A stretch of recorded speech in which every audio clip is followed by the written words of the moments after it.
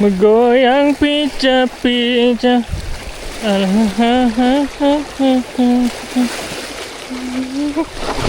Goyang pica-pica, ngana Goyang pica-pica.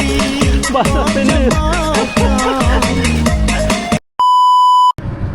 Alright, Assalamualaikum, selamat pagi. Kita sekarang on the way nak pergi Batu Bom.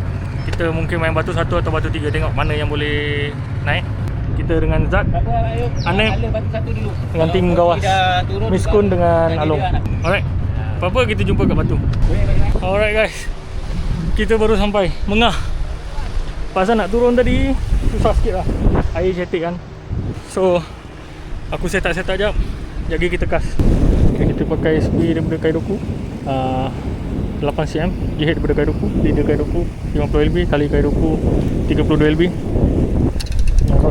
BPM Jackal. Jom.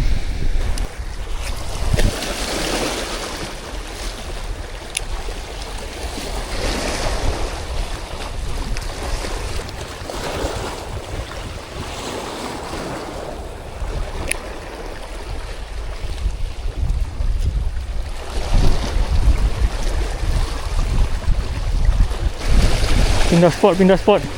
Air penuh guys. Dengan batu licinnya.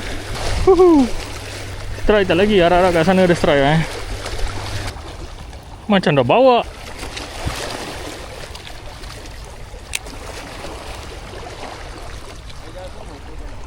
Weh, makan tu weh. Ni ikan dia. Ni lah. Bukan ikan ni.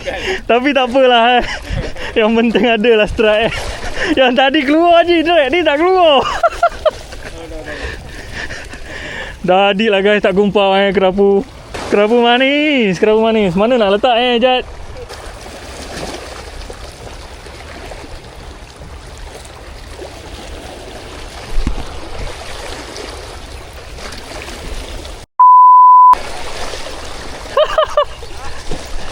Strike guys.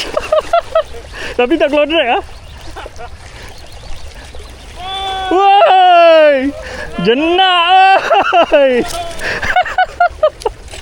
Boleh lah tanda. Pakai SP daripada Kaidoku. Kau main baik lah man. Leader Kaidoku, main lain pun Kaidoku. Alright, tanda. Okay, so kita nak balik lah. Boleh lah seko tanda, seko kerapu kecil. Ni member dapat cakap. Okay je okey. Aku yang tak okey ni. Okay. Gerak dulu.